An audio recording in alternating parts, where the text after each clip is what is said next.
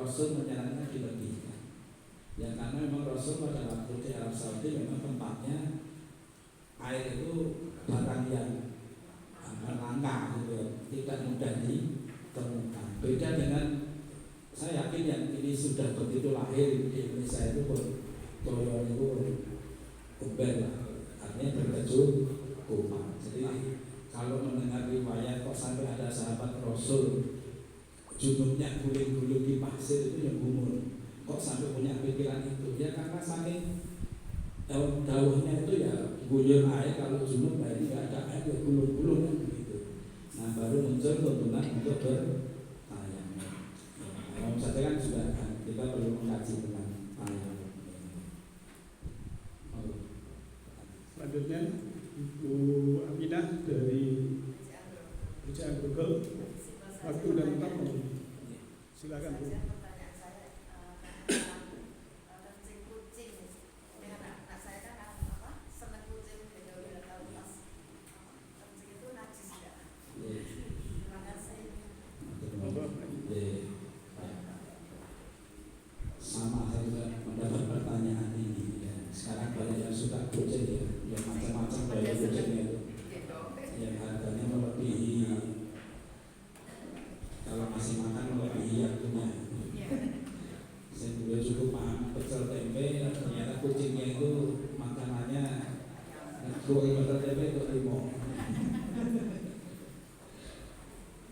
Kucing itu termasuk binatang tohur ya, berbeda dengan babi dan anjing. Ya jiwatannya saja adalah najis. Jadi misalnya saya membaca beberapa literatur itu misalnya masalah kok kucing senengan jenengan biasanya diikuti jenengan itu ngendus-endus nonton itu karena jiwati itu bukan najis, cukup dibersihkan saja. Kucing ya. Jadi itu bukan termasuk najis, jiwanya termasuk jiwanya termasuk najis. Nah sekarang untuk kencingnya, air kencing binatang itu najis.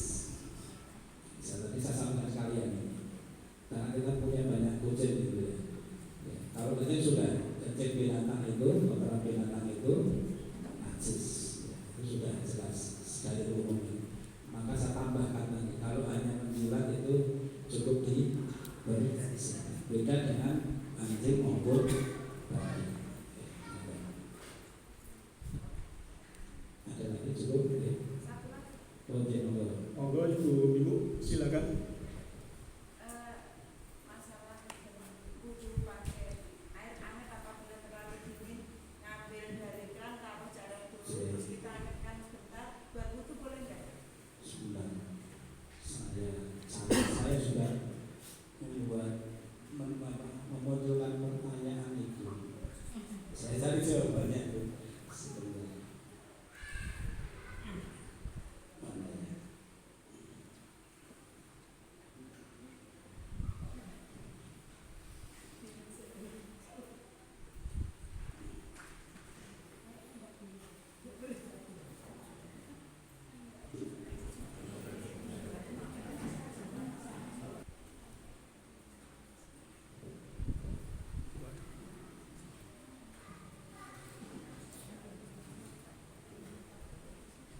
Ini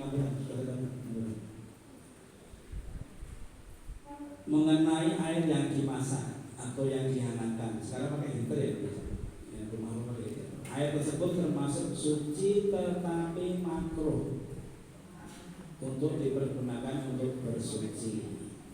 Didasarkan pada hadis Aisyah memanaskan air dengan terik matahari. Lalu Nabi bersabda, jangan engkau lakukan sayangku. Lo nang maos itu, memang Nabi itu paling romantis dengan kalah. Bapak ini kalah romantis dengan Nabi. Karena hal itu bisa mendatangkan penyakit bala, penyakit kulit. Jadi dari hadis ini bahwa air yang dipanaskan, dihangatkan ini makruh untuk dipergunakan sebagai air untuk bersuci. Tuntunannya Bapak Ibu, kalau kita berwudu dengan air kemudian dikhawatirkan mengganggu kesehatan, maka keturunannya adalah tayamum. Dan anggur ukuran dewe, jangan ukuran sendiri. Mengapa dan banget ini kanan kiri kok tidak dingin? Nah, dinginnya kenapa? Tapi kalau memang itu khawatir mengganggu kesehatan, silakan kan darurat. Itu atau bisa dikatakan azimah. Keringanan satu keadaan untuk tidak berwudu tapi bertayamum.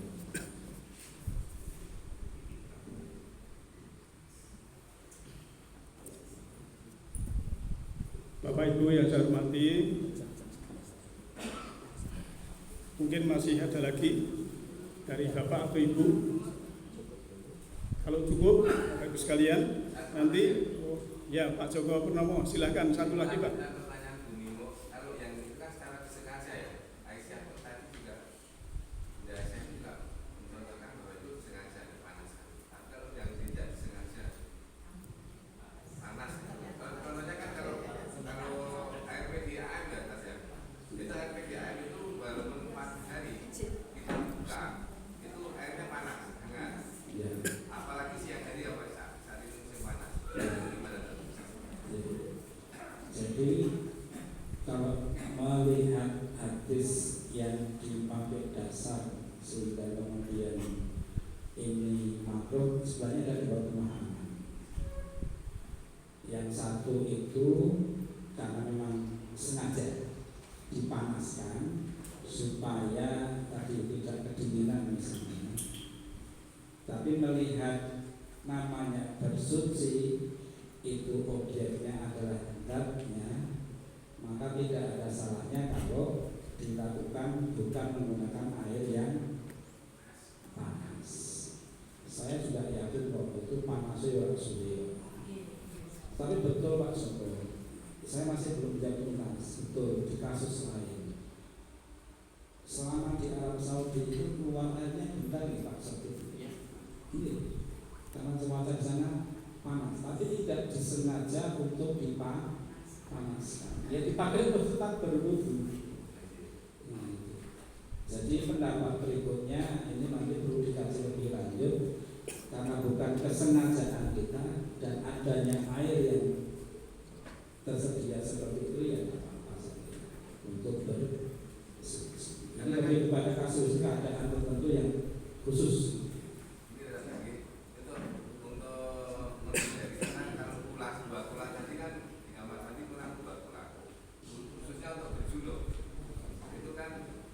Langsung dari keran kan itu kalau malam kalau pagi hari itu hangat.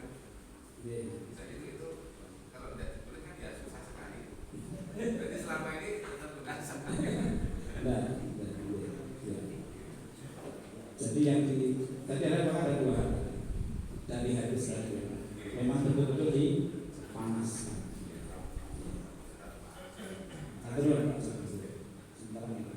Cukup Bapak Ibu sekalian, kita yang hadir dalam kajian ini satu dapat ilmu. Kalau kita melangkah mencari ilmu itu dapat surga. Gitu kan begitu gitu. Yang kedua silaturahim. Kita bisa silaturahim, kata Nabi, panjang umur dan luas rezeki. Gitu. Nah, alhamdulillah. Jadi demikian. Terima kasih kepada Bapak Haji Mamwaladi Sage Mage yang sudah memaparkan tentang Toharoh.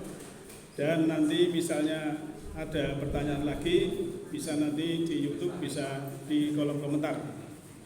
Dan juga untuk saran dari PCM Muter dan Grogol ya, supaya bisa full 30 nanti bisa ditempatkan di resto Pak. Nah ini Pak Silair sudah setuju. Demikian Bapak Ibu yang saya hormati, kajian kita ya, kajian Al-Islam dan Kemuhamadian yang diselenggarakan PCM, tapi sebagai penyelenggara untuk pagi hari ini dari PCM Sukoharjo yang sudah diketuai oleh Bapak Ketua PCM Bapak Haji Sodiqul Amin SPD, dan juga bantuan dari Ibu Aisyah yang sudah memberikan segalanya. Oleh karena itu pada Pak Imam Melati terima kasih sekali kita semuanya dan dari BCM Muter, BCM Grogol dan sahabat semuanya.